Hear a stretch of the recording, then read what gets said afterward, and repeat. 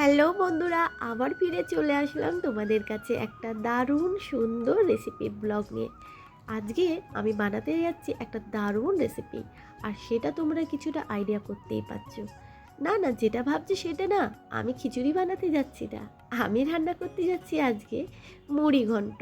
মাছের মাথা, গোবিন্দভোগ চাল, মুগের ডাল, মশলা, আলু সব দিয়ে মুড়ি ঘন্ট। আর এইদিকে মাছ ভাজাটা, মাছের মাথা ভাজা। তো মাছের মাথা আমি ভেজে নিয়েছি, আর এটা হাতে নিয়েই দেখালাম, টেবিলে দেখালাম না, রেখে যেহেতু মাছ। আর তার সাথে আজকে থাকছে মাছের ডিমের বড়া। মাছের ডিমটাকে ভালো করে ধুয়ে নিয়েছি, পেঁয়াজ কুচিয়ে নিয়েছি, লঙ্কা কুচিয়ে নিয়েছি, আদা রসুন বাটা দিয়েছি, নুন হলুদ একটু লঙ্কার গুঁড়ো দেবো, বেসন দেবো, দিয়ে বড়াটা করব। আর মাছের মাথা যেই তেলটা ভেজেছিলাম সেই তেলটার মধ্যেই আমি আবার জিরে তেজপাতা শুকনো লঙ্কা ফোড়ন দিয়ে পেঁয়াজটাও দিয়ে দিয়েছি। পেঁয়াজটা ভাজা হতে হতে তারপরে আলুটা দিয়ে ভাজবো। ততক্ষণে তোমাদের দাদাভাইকে বললাম অনেকটা বেলা হয়ে গেছে, তুমি গোপালকে একটু খেতে দিয়ে দাও। আর এখন তো আমাদের ঘরে খবর ছাড়া কিছুই চলে না, খুব কমই অন্য কিছু চলে। যাক, এদিকে আলুটা ভাজা হচ্ছে, ভাজা হতে হতে তার মধ্যে আমি আবার আলু ভাজা হয়ে গেলে মশলাগুলো দিয়ে দেবো। মশলার মধ্যে আছে আদা রসুন বাটা, নুন, হলুদ, জিরে গুঁড়ো, কাশ্মীরি লঙ্কার গুঁড়ো, এমনি লঙ্কার গুঁড়ো সব দিয়ে, আর টমেটোর কুচিও আছে তার সাথে। সব দিয়ে ভালো করে এটাকে কষিয়ে নিচ্ছি। এটা অনেকটা সময় নিয়ে কষিয়েছি, গ্যাসটা কমিয়ে কোনো সময় গ্যাসটা বাড়িয়ে কষিয়ে নিয়ে যখন মশলার গন্ধটা কেটে গেছিলো, তারপরে দিয়ে দিয়েছিলাম এই চাল আর ডাল। ভালো করে দিয়ে কষিয়ে নিয়েছিলাম অনেকটা সময় নিয়ে। কষিয়ে নিয়ে তারপরে এর মধ্যে অনেকটা বেশি জল দিয়ে দিয়েছিলাম, যাতে আলুটা ভালোভাবে সেদ্ধ হয়ে যাক, আর ডাল চালটা একটু সময় লাগে সেদ্ধ হতে।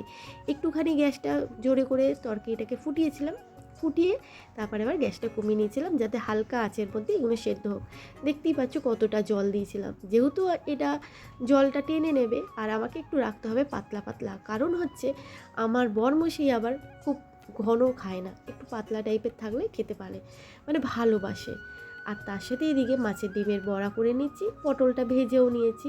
কিছুটা পটল শুকিয়ে গেছিলো, তো ভাবলাম ওগুলো আর কী করা যাবে, খোসা সমেতই ভেজে নিয়েছি। আর আমরা খোসা সমেত পটল ভাজা খেতে ভালোই বাসি।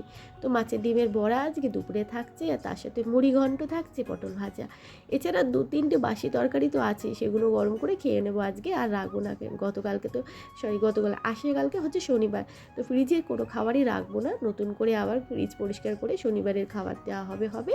কারণ শনিবার আমরা ফ্রিজের কোনো খাবার খাই না, আর যা থাকে অল্প একটু আধটু সেগুলো আগের দিন আমরা খেয়ে শেষ করে দিই।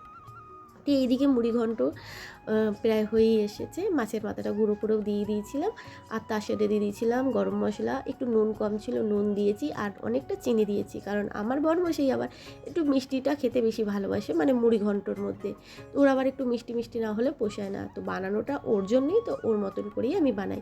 আর একটু পাতলা রেখেছি, কারণ এটা তো গোবিন্দভোগ চাল মুগের ডাল, ঠান্ডা হয়ে গেলে আবার আট হয়ে যাবে। তো খেতে বসে বরমশাইকে জিজ্ঞেস করলাম কেমন হয়েছে, বলে খুব ভালো হয়েছে। আর যাকে ওর জন্য বানিয়েছি, ও যদি ভালো বলে ভালো, আর আমি এদিকে পটল ভাজা মাছের ডিম বড়া দিয়ে খেতে শুরু।